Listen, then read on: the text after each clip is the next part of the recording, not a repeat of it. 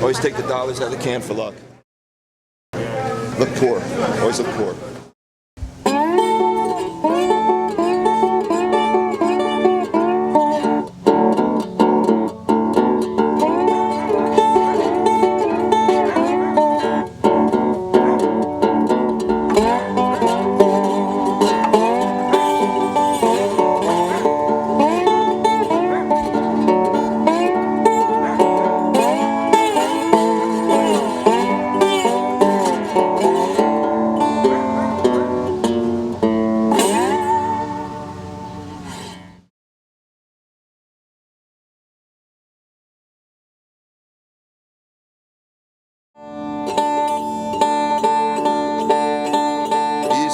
And then you can add the bottleneck.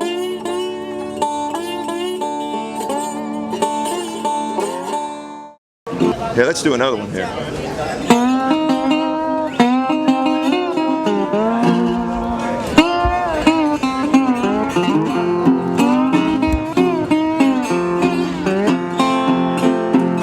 This is a mean old world. Try to live it by yourself.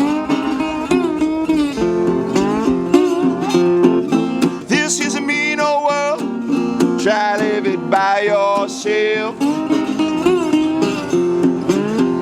If you can't get the one you love, you gotta use somebody else. I got the blues. Yes, I'll pack my things and go. I got the blues. Yes, I'll pack my things and go. I guess don't need me, 'cause you make love, Mr. So-and-so. Here goes the guitar.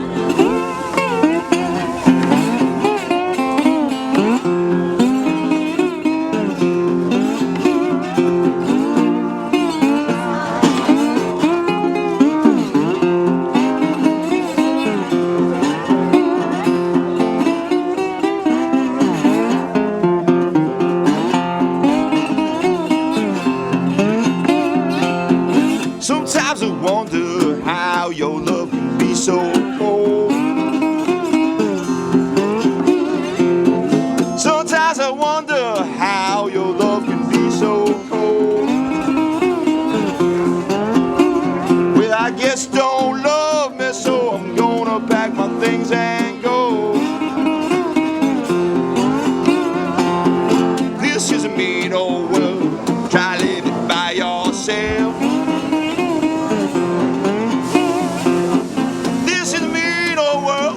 Try to live it by yourself. If you can't get the one you love, you gotta use somebody else.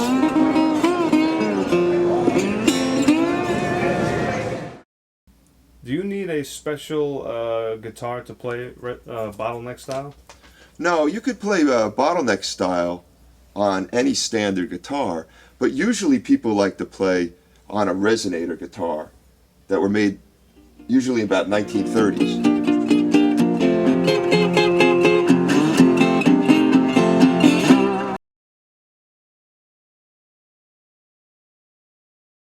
Resonator guitars were invented and manufactured back in the 1930s by two brothers called the Dopyera brothers. The first company they had was National, and here you can see a 1935 National Duolian.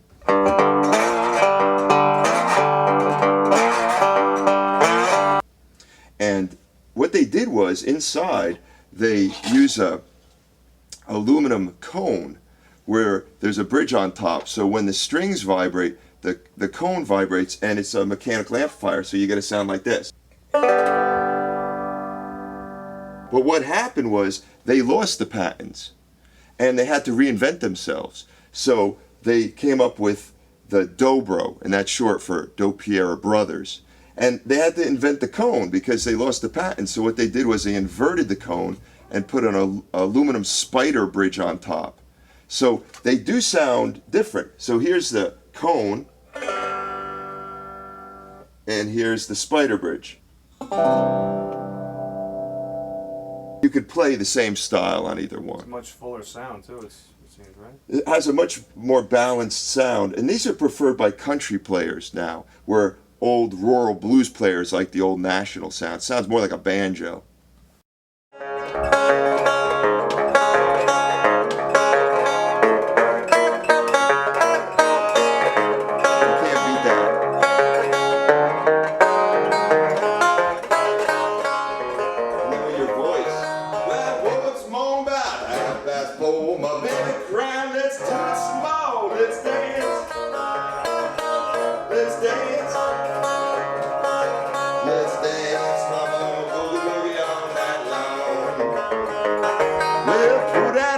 And lying down low, you know you probably like it. I mean, I was Timing, I don't know. Well, I was, because they always talk about like spinning the cones and stamping the cones. Yeah.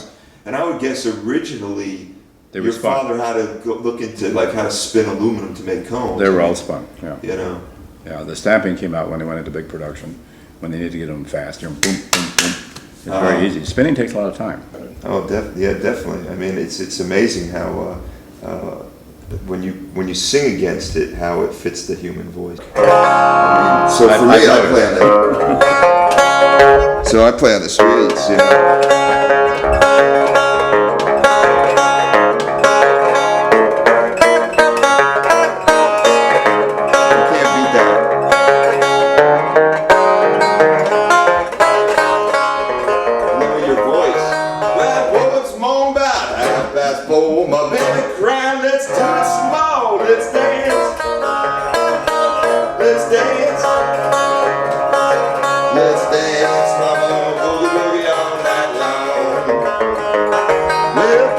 Shades and lying down low, you know you probably like it real slow. Let's dance, let's dance. Come on, mama, boogie boogie all night long. You know, living with a sled. I mean, you can't go wrong with that sound, you know. Yeah. And for me, like when I play on the streets, I mean, it's like eye candy. People, you know, the beauty thing about your father's guitar is the uniqueness of it. Most people haven't even seen one, so they come up to it and they're like, what is it? What is it? You know, or how is it making that sound? And the way I usually have to describe it is I have to tell people, I kind of describe it like a banjo. I say, well, you know how banjo has a skin, this has like a metal pie pan in there, you know? And but the sound is just, you know, but for me, what's interesting for me is I was always into the blues, so for me it was about like Bucka White and Sunhouse and the old stuff. Sure. So I never thought of these as orchestration kind of guitars. You know, for me it was all like open tuning. That's all I play in, and so I was like.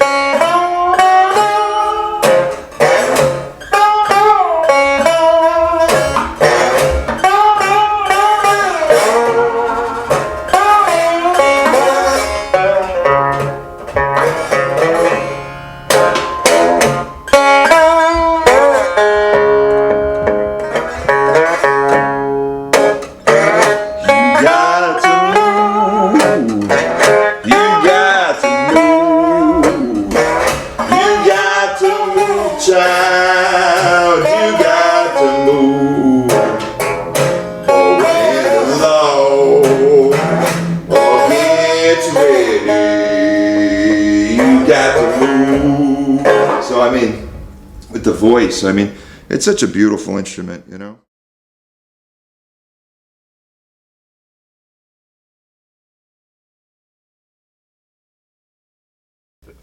Well, some of the early pioneers of this style were names like Charlie Patton, Son House, and Robert Johnson. And most of these people, the early blues players, didn't have a lot of money. They were poor. So they would buy catalog guitars that would be sold under different names like Oscar Schmidt, and Stella was and these guitars were very inexpensive. They only cost about $3.50. Some of the other artists who had money were able to buy a National Resonator guitar. And of course they cost more, like $32, which was a lot of money. For instance, Charlie Patton played a Stella guitar. Players like Bucka White and Sunhouse played Resonator guitars. Back in 1935 in the Sears catalog, the National Duolian went for $32.50. That was a lot of money back then, considering that you could buy a simple basic guitar for about $350. And what is it worth now? Well, now this guitar is probably worth about $3,000 to $4,000.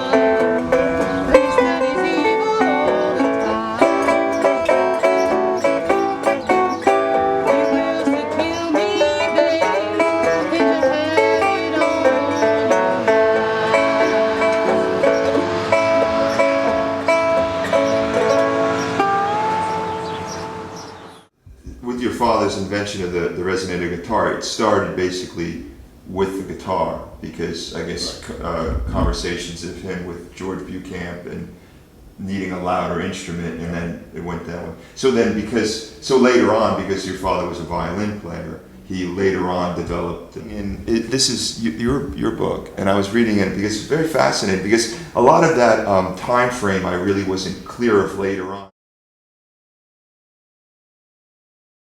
When Louis, the younger brother, took the company to Chicago, Dad started a series of small shops.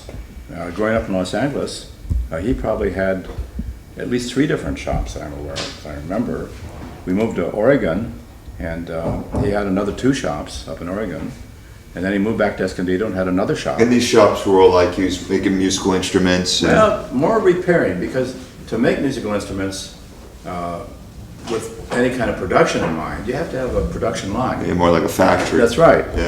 Yeah, so that part was really very interesting, because I wasn't really clear about that. And then also how later on then they sold the company to Mosrite. And Mosrite got rid of it again. Get rid of it again, right? And then of course some of they opened OMI. They began that and they didn't have the names. They originally had to use like Hound Dog and other things. And then they got the names back. Right. You know? It's convoluted. There's no doubt. I kind of wish, Margaret would have a hemorrhage, I know, but I kind of wish that my Aunt Kate had said, Johnny, would you like to do this company? And I would have said, yeah.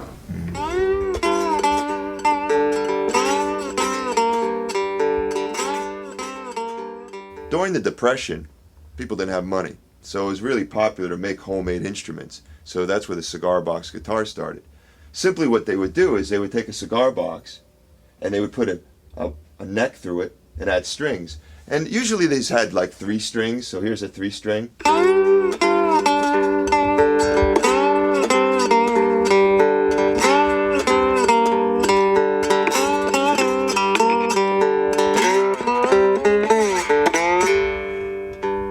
Or they could have been fancier and they had 6 strings and installed a resonator cone.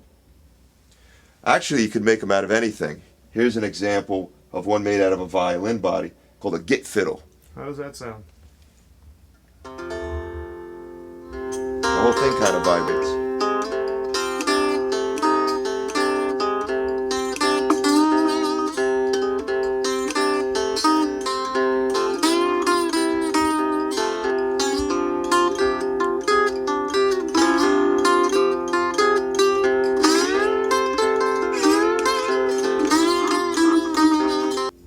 Here's another example of a cigar box guitar, a real large one with a resonator in it.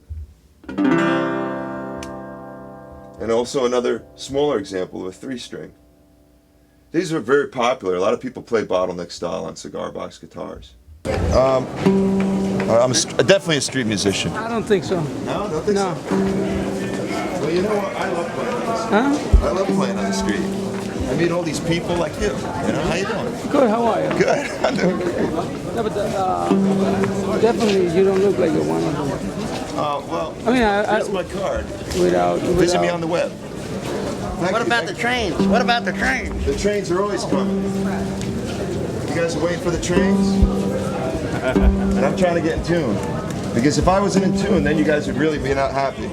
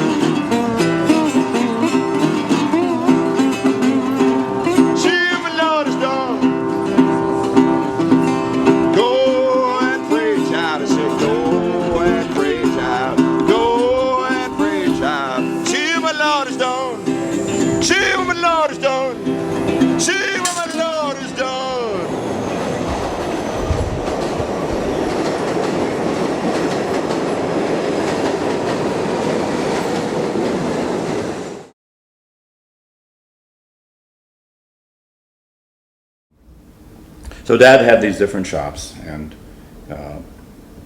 he did build more instruments. For example, in the 1938-39, he worked on a resonator violin. It's the only one in the world. Blues musicians and jazz musicians love it. It's raucous and it's loud. Classical violinists hate it.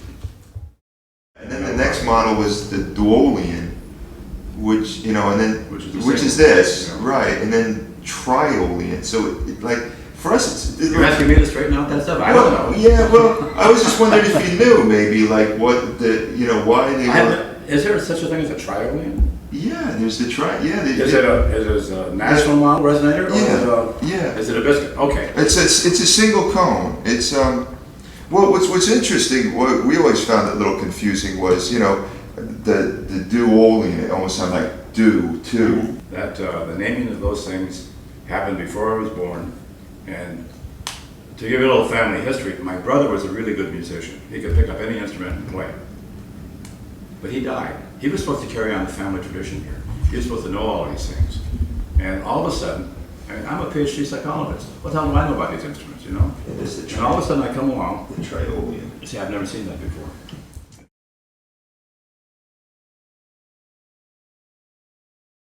We're still looking for a museum.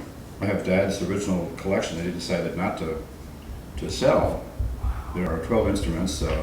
The prototype national, which is a Tricone, was taken from the shop without permission. Yeah, I heard the person who took it said that he received it as a gift or something, but That is unadulterated bullshit. Yeah, he apparently did steal it. But When I went to get the instruments back, there were 13 instruments that he had taken.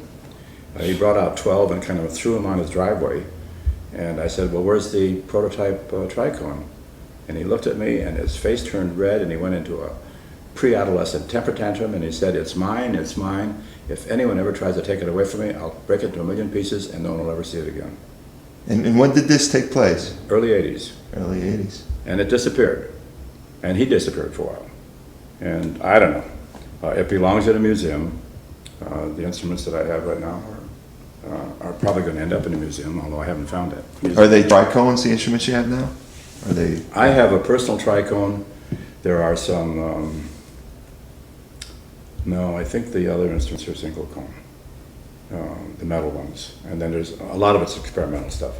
And of course, Rudy was experimenting with electric guitars too, solid body electrics. And I have a couple of those instruments.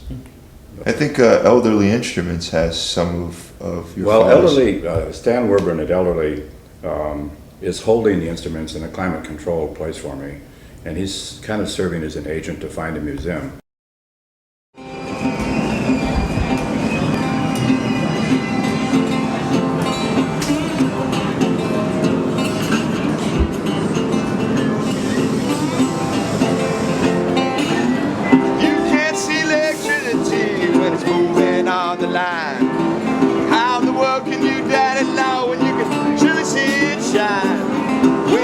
Salvation, it's a current that you feel. You won't have to have nobody tell you that it's real. Yeah, well, I would, you know, with the bluegrass community, there's still kind of acoustic musicians, where a lot of blues players now are electric musicians. Right. So finding people who play finger picking, old style, is fewer and far between. I mean, that's why it was amazing, like meeting Bob Brosman, because and Woody Mann and John Cephas, and you know. Bob is an absolute, what's the word I want to use? Purist. Mm-hmm. If it's electric, fuck it. You know, yeah, exactly. Don't even talk about it. And if it's done after 1932, don't even talk about it. This is true.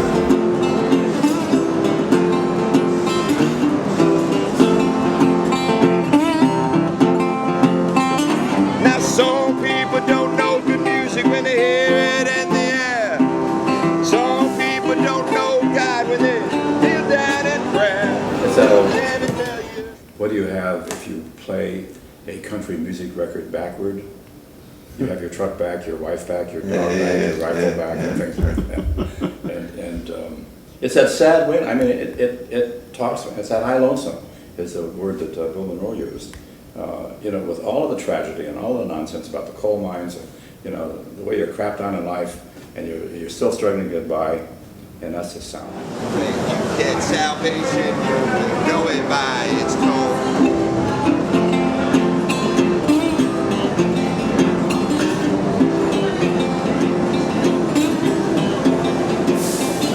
Now some people don't believe in religion, they think it's all a fake.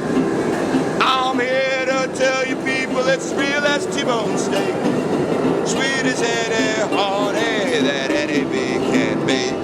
With a good old sugar molasses and a gravy chocolate cake.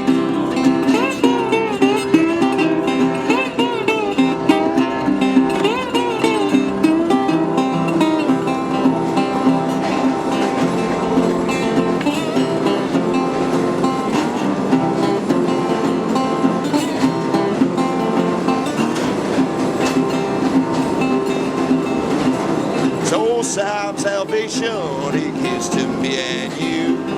Feasting on God's bounty just like Jesus told me to. I'm drinking from God's fountain that runs from up on high. Feasting on the mountain where that river won't run dry.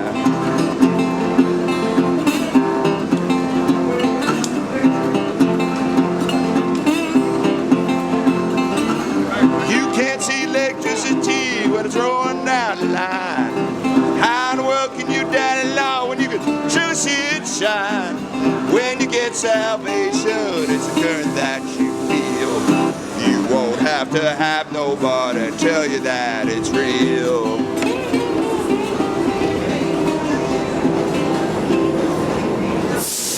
Hillbilly, rockabilly, rockabilly. That is rockabilly. Yes, yes, yes. Very good. Thank you very much. Close enough.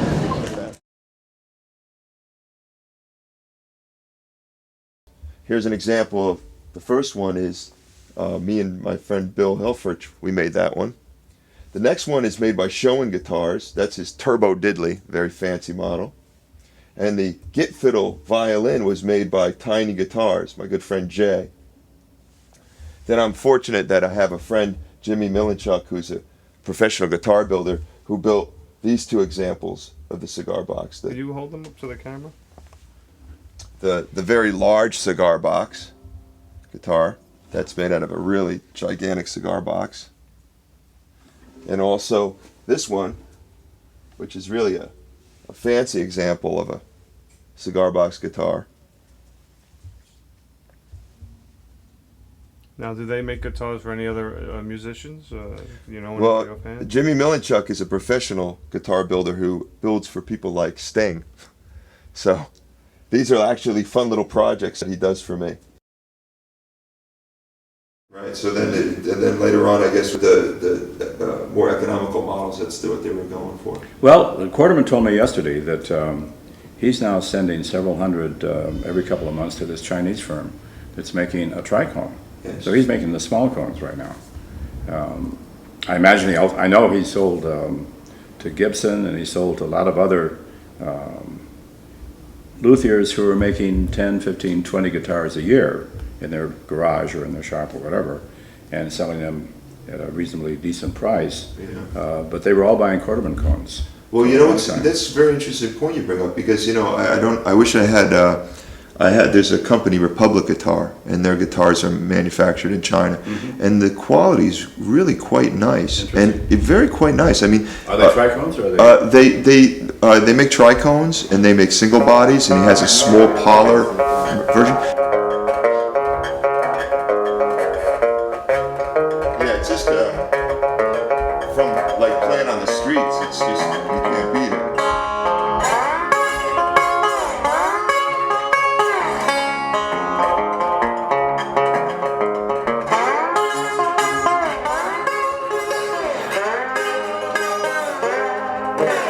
So I mean, The guitar here, this is a Republic guitar from... That's a Republic there. This is a Republic. Interesting. And this is made by Republic Guitar. It's a guy, Frank out in Republic Guitar makes this. It's made in China. I personally am very fond of his instruments. He puts a lot of care into them.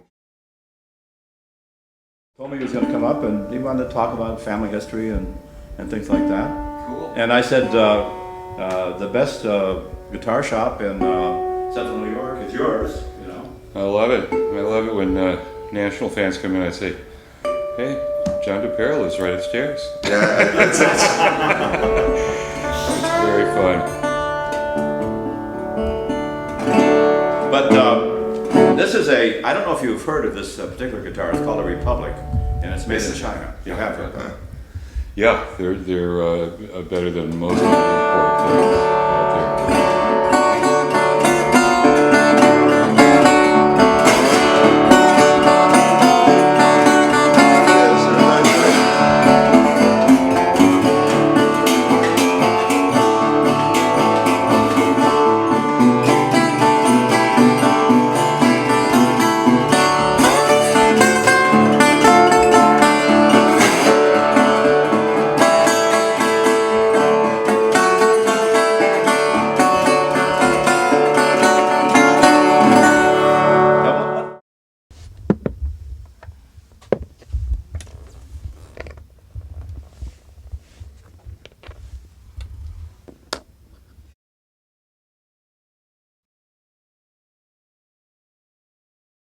So here's an example of one made out of a glass bottleneck.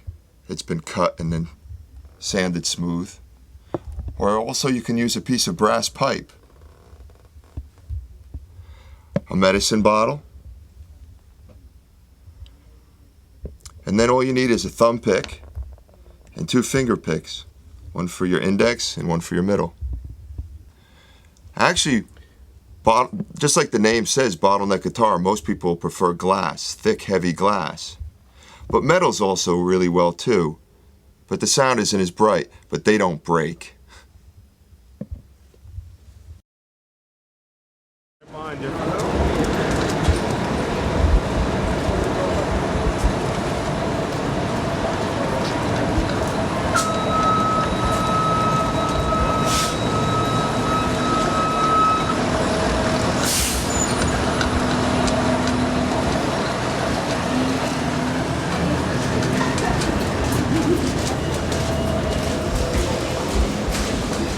Usually what I do is I like to get out in the morning and try to get the AM rush crowd, you know. So I usually get on the 6:45, but I'm in Jersey, so I got to take a couple of trains to get myself into Penn Station.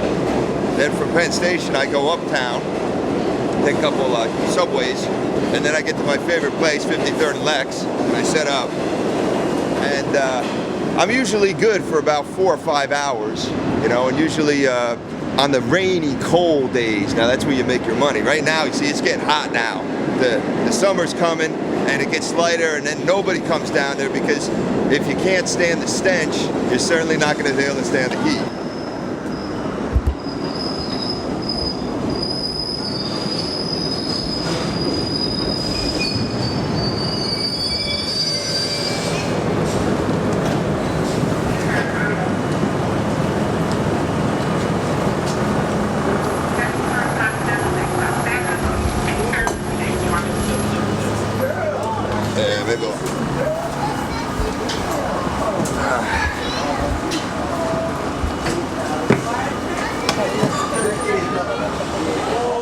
So this is it. So we take a little train ride. Find out if everybody's my spot. That's the whole thing. That's what happens sometimes. You take your train ride to your favorite spot, and then there's somebody already set up. What do you do? Well, usually what I do is I ask them what time, how many more hours are they going to be there, you know? And sometimes it's a few hours or so, maybe it's 3 hours, and I'll go and find another spot. But that's where you make no money. You end up finding a bad spot, and you make no money, so your day just goes to crap from there on out. But chances are, you know, what's good is now where I like to play is kind of a little bigger, so there's enough room. So usually one musician's on one end and on the other musician's on the other end, and I'm just nice and loud and obnoxious, so I can just play all over them, so it doesn't matter. But anyway, it usually works out pretty well.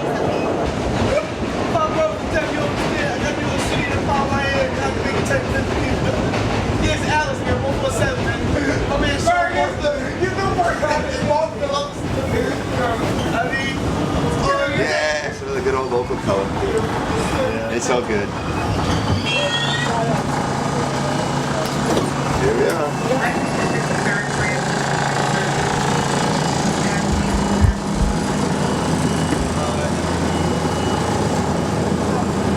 Okay. See, there's an example. There's an example.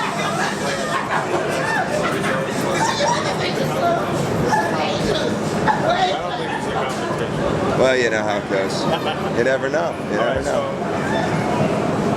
Here we are. But, you know.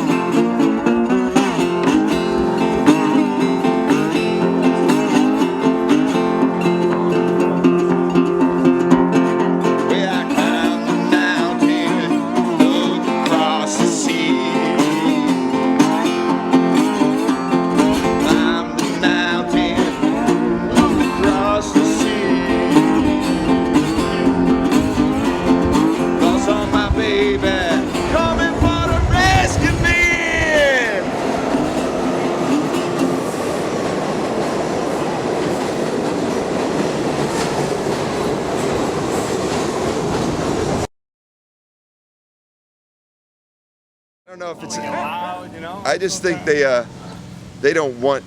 Well, that's like I wanted to play at the local festival here in town, and I couldn't get a pass. They said they didn't want to encourage that kind of stuff, and I said, well, encourage what kind of stuff? They said like street people. Like, I said, I live in this town, you know. What do you think? What do you think is gonna happen, you know?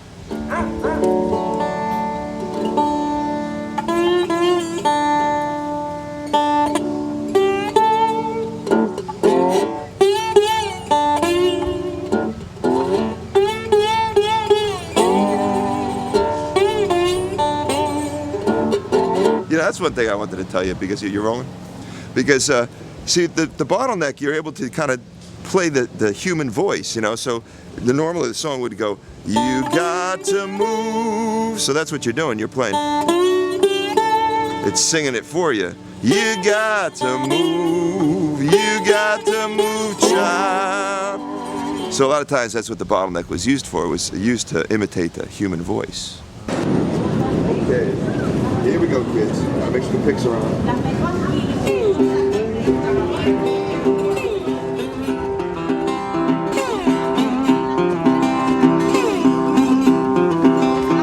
I saw my baby out on those Frisco lines. I saw my baby out on those Frisco lines. Son, she calls me son. Don't know where I'm going to.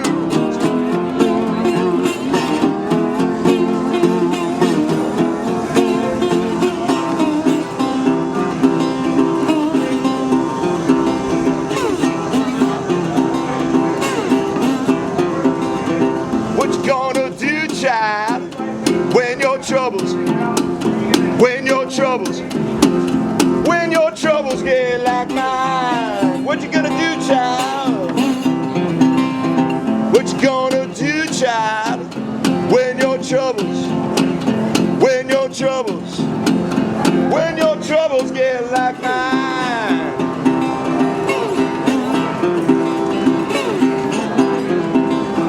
Get a pick and shovel, go deep down in the mine.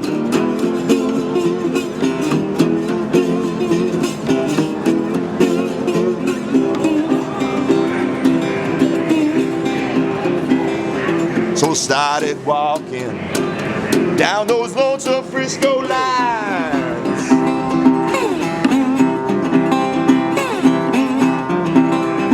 So started walking down those lonesome Frisco lines. I felt so bad, child, I was half out of my mind.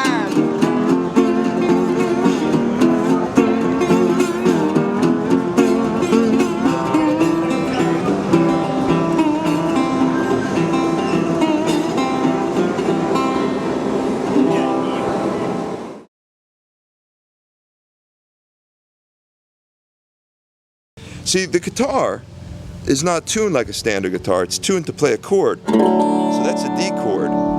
And what you do is you'll alternate two strings and you get this kind of pattern going. And then on the top,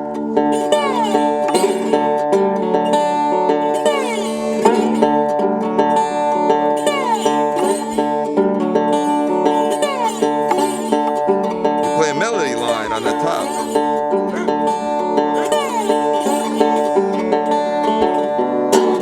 Play chords in the middle and the sides. Actually, if you wanted to play slide, you really should learn how to play finger picking first. So you really want to be able to get your right hand to be able to alternate the strings and then pick notes easily. And then you can add the bottleneck.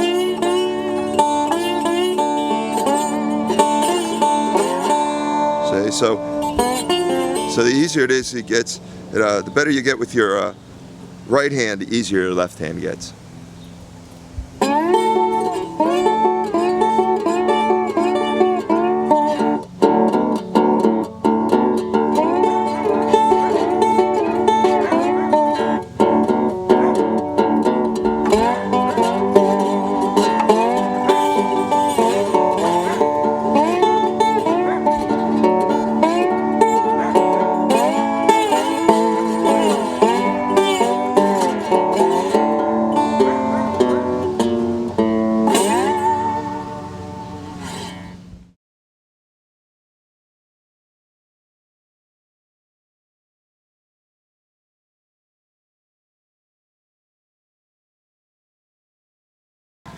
Well, actually, blues is all over the United States, particularly down south. But actually, the fingerstyle that we play, you can find all over the country. It's just in the Mississippi Delta region that the bottleneck style of playing with a glass slide on your finger really developed.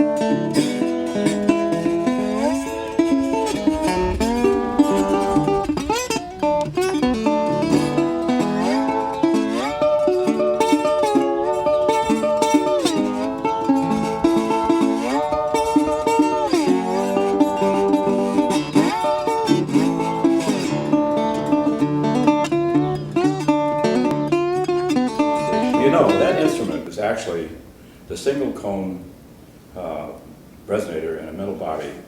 Dad was opposed to it. Yeah, that was it, right? Because he felt that The Tricone actually carried the tone better. He had no idea that blues musicians were going to pick this thing up. And it became very popular in the early 30s. What happened was that Dad left the National Company, and he left in protest. First of all, Beecham went and got a patent. he left really early, right? Because it was like 27 it Yeah. started, and then by 28, like That's right, a he year was gone. later. He was gone. Yeah. And he had, I think these were ideological issues for Dad. He was very concerned about quality. In fact, he was the quality control person in the National Company, National String Instrument Company. And apparently his partners were boozing it up too much. And they were hiring broads and having big parties. And Dad was much more conservative. He was much more Yeah, he was more interested in his product. in the product. Right. He had an invention, and they were producing a lot of them. And of course, the first market was Hawaiian. Had nothing to do with blues and jazz. The Hawaiian market was big, Hawaiian music and some jazz. And he wanted an instrument that would get more volume, and that's how he met Beecham. Beecham always felt that a single cone was a more profitable instrument. So behind Dad's back, Beecham went out and got a patent on this, and really pissed Dad off. And what really got Dad was a picture in Popular Science or Popular Mechanics, I think it was, with Beecham holding up the instrument saying it's his invention. And Dad said, "Fuck you," man. End of conversation. And he just walked away. And he gave all of his stock to the company. Actually, he gave it to Kleinmeyer, was another partner, gave it to his wife. He just walked away from it. And at that point, the Dobro was in process of thinking, I think. Well, that was the dobro was. I was quite amazed that he was able to reinvent himself, and to think about it, really, he invented something that for country western bluegrass players is the sound. I mean, that's what they all play. You Well, know? let's yes and no. Yes and no. Electric came in Well, yeah, in 34, 35. The first coils for a pickup were actually done by family lore, by my cousin Paul Barth.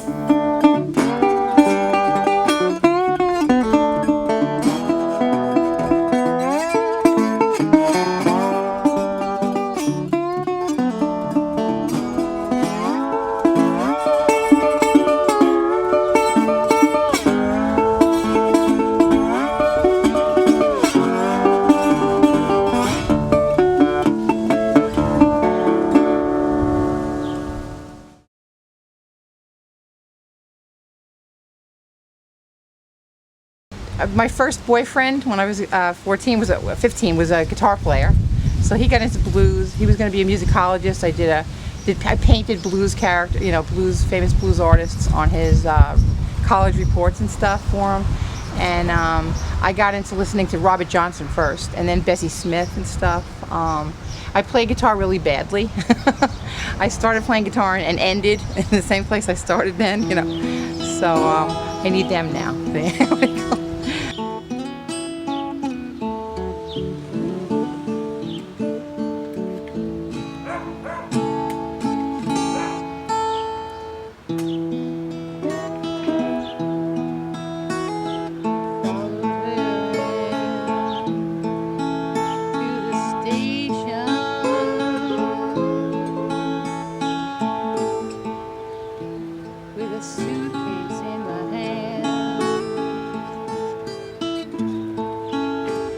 I followed him to the station with a suitcase in my hand.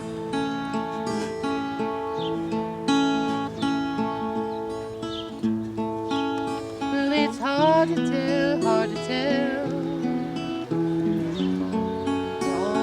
your love's in vain. I've been singing, I've been singing basically since grammar school, but blues I started singing in my hippie days when I was like 14, 15. And that's basically when I started singing blues. Went into Celtic and then back to blues again since I met Ken and Bill and stuff.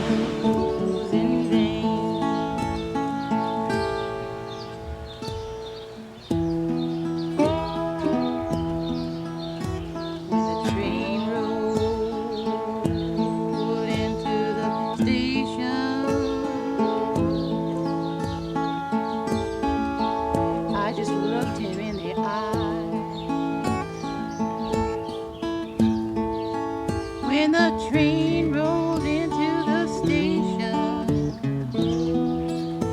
I looked him in the eye.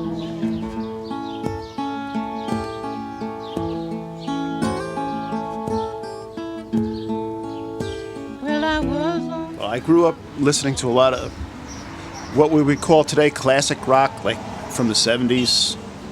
And a lot of the bands had like a pretty heavy blues influence. So I was influenced by that, and then later on in the 80s I got into like Chicago blues, Muddy Waters, Howlin' Wolf.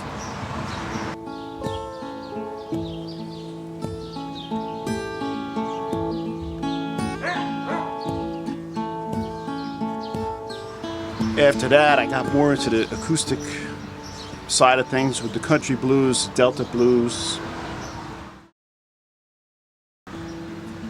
Pretty much that's about it, really. At the station, there were two lights on behind. When the train left the station, there's two lights on behind.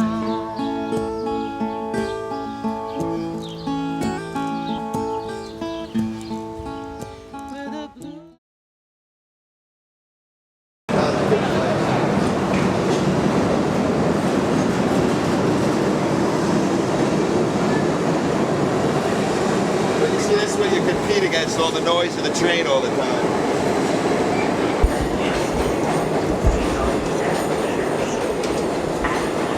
See, there's a shot, you know? Now that's an escalator. That's going up. All right, here we go.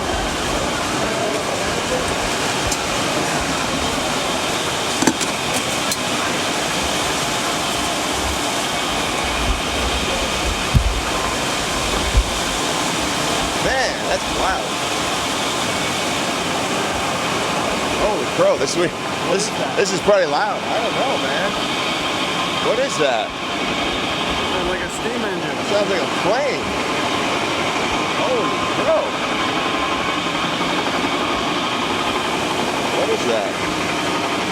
Oh, you know what they're doing? God, they're drilling. This is crazy. So you want me to set up? Think I should set up somewhere? Crazy. Incredibly loud. I was supposed to work this place?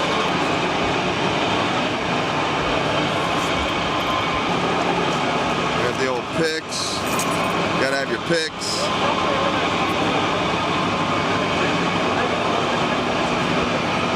You got a thumb pick, 2 finger picks, ready to go there. Through the noise, through the noise.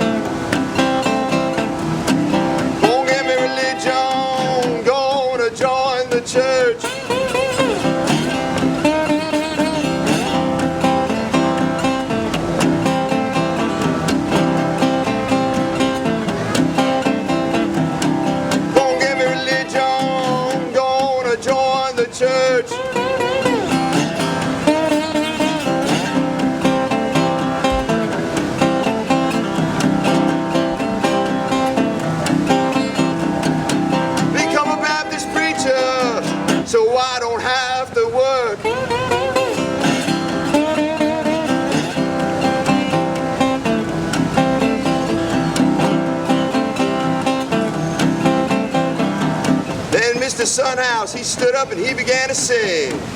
Who's that riding John the Revelator? Who's that riding John the Revelator? Who's that riding John the Revelator? Hook of the 7 seals. Now God came down in the cool of the day, called Adam by his name. But Adam refused to answer. He's naked and ashamed. Tell me, who's that riding John the Revelator? Who's that riding John the Revelator? What's John riding? Asked the Revelator. Wrote the book of the 7 seals.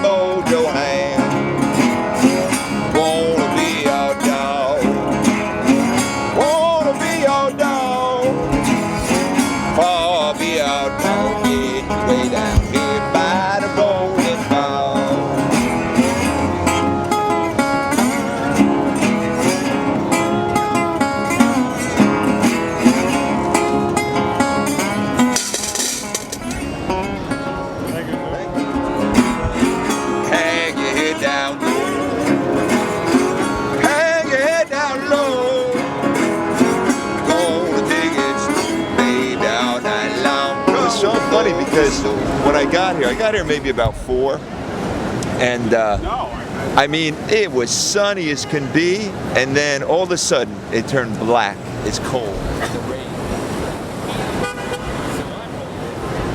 I'm hoping maybe it blows over. That's all I could hope. Here we go now. Hold on tight.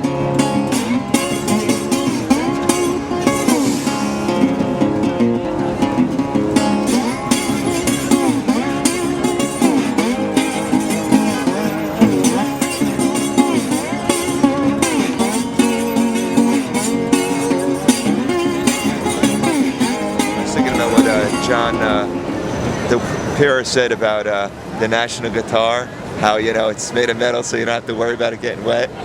So I'm thinking, I don't have to worry about it getting wet, but what about lightning? I'll play you a song from the 1930s. You remember 1930s? I love New York. Best place in the world. Come on, you ladies. Let's do that jitterbug swing.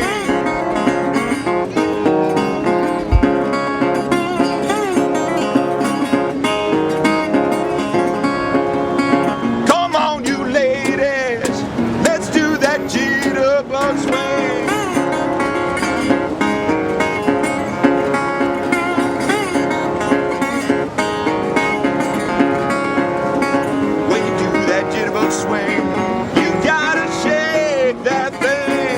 Good venue. This is a nice venue. You know, I just hope the rain holds up. But it's it's looking pretty ominous, as you can see.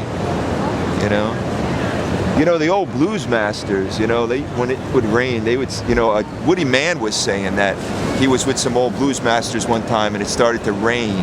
So they all put their guitars down. They were inside. They put the guitars down and stopped playing. And he said, why they stopped playing? He goes, oh no, you don't want to offend anybody. So then the sun came out, they picked their guitars up and they started playing again. So.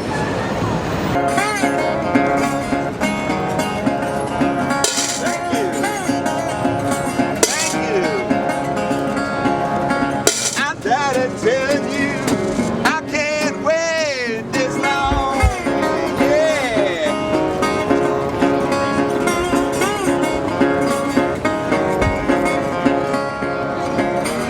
Oh yeah, come on ladies. Come on you ladies.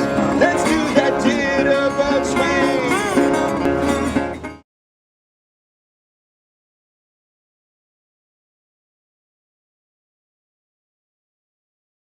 I'm a busker. I've been a busker for 40 years. In order to be a busker is not a musician. A busker is a performer.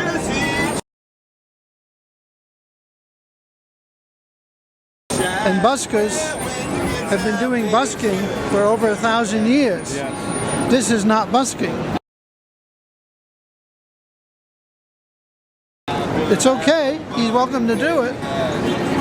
But while they allow non-buskers to do busking here, they use the word, our title, to prohibit us from doing busking.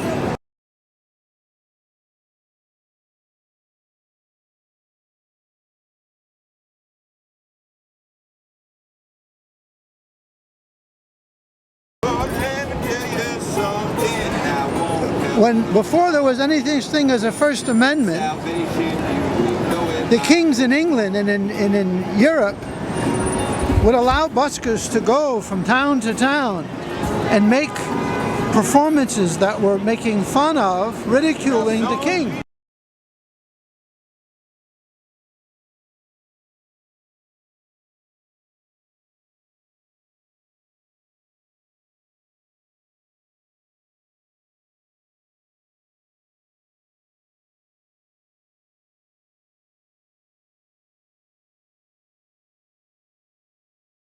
For 40 years I've been busking in New York. In order to be a busker today, you gotta know how to go to court and sue. And sue and sue and sue. Because for some reason, people think that public space doesn't belong to the public. That it somehow should be privatized.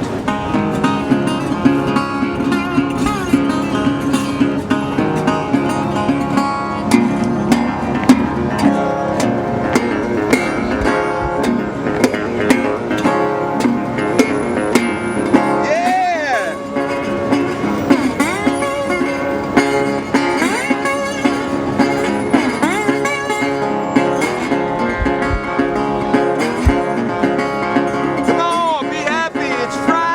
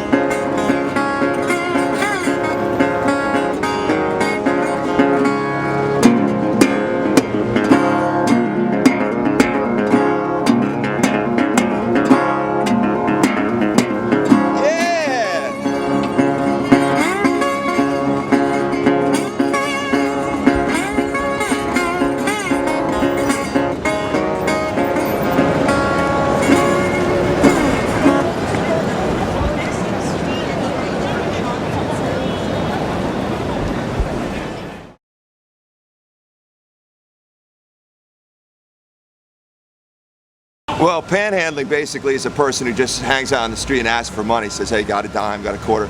But a street musician, more or less, he has a legal right to play on the streets because it's free speech, you know? So the thing about it is, though, on private property, you can't play, so you have to be on the public streets. And you could take donations, you know, so you could put a can out and collect donations, because that's okay, because you're not selling anything, you're not soliciting anybody.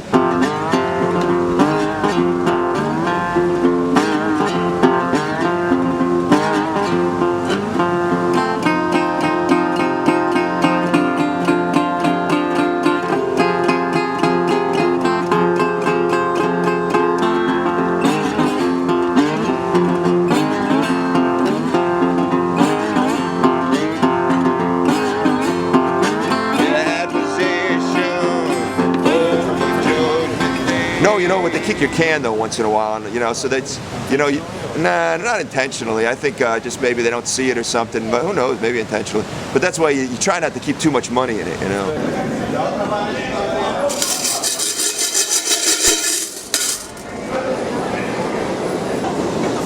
Hey, come on here. You know, it's 2008. You can only hear this stuff back in the 1930s.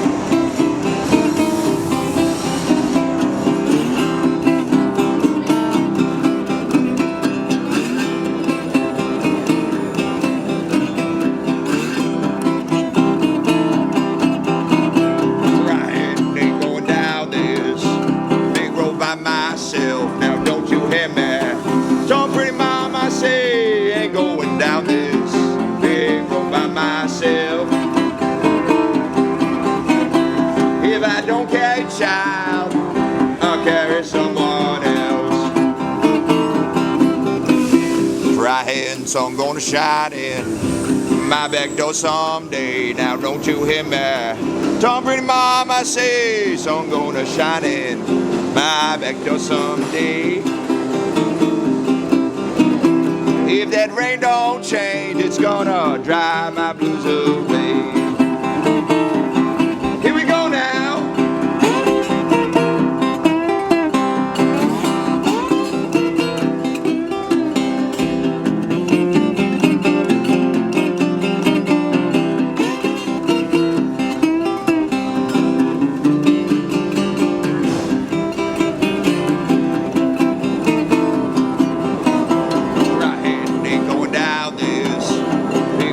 Myself, now don't you hear me?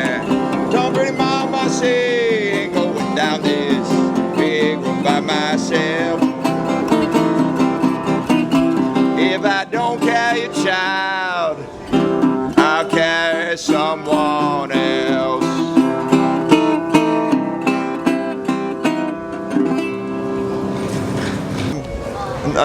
I don't have a real big repertoire. It keeps coming and going.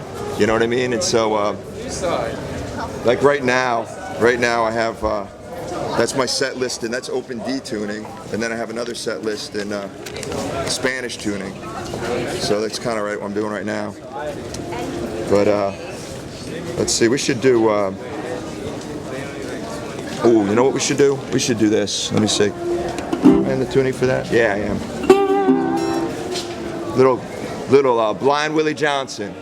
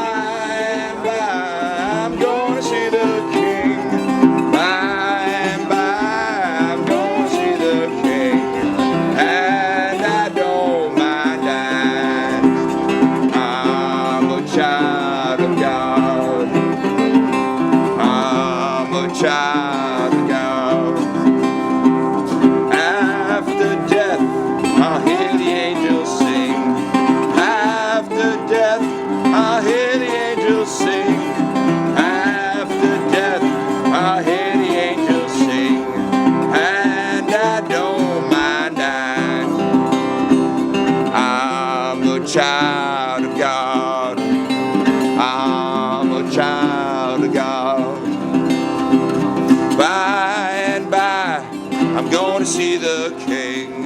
By and by, I'm gonna see the king.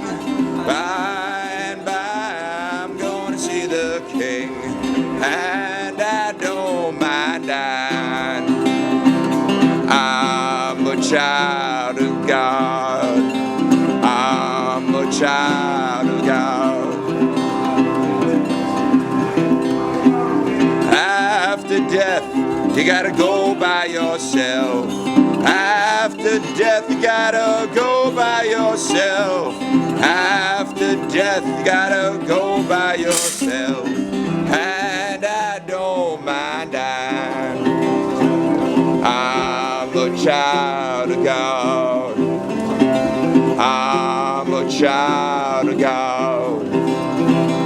I'm a child of God. Well, thank you. Thank you very much. Thank you. Hard here. Thank you. Make sure you tip them well. Oh, by the way. Hey, I'm working here, kids. I'm working. I'm so sweet. This is it. This is it. This is my 9 to 5 here, kids. What do I do?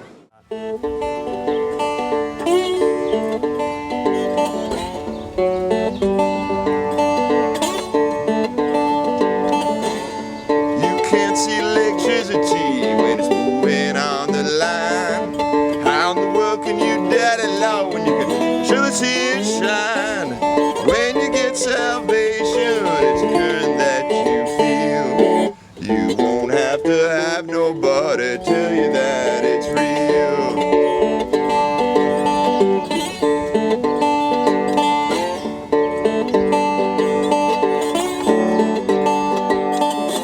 This old time salvation, it gives to me and you. Feasting on a mountain just like Jesus told me to. I'm drinking from God's fountain that runs from up on high. I'm feasting on the mountain where that river won't run dry.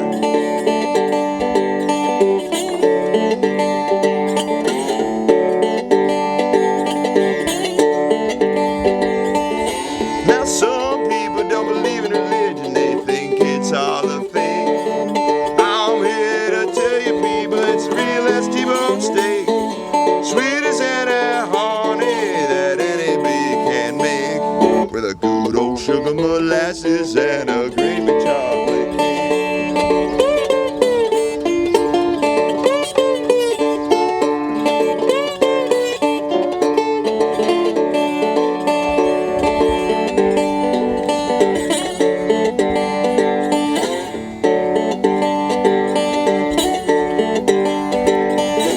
Now some people don't know good music when they hear it in the air. Some people don't know God when they kneel down in prayer. But let me tell you something, and I won't tell you no wrong. When you get salvation, you will know it by its tone.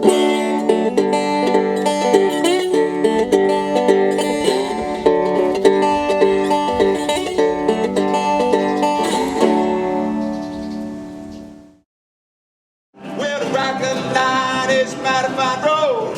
Rockin' line is road to ride. Rockin' line is mighty fine road. If you wanna ride, gotta ride it like a body. Get your feet at the stage. Oh, rockin' line.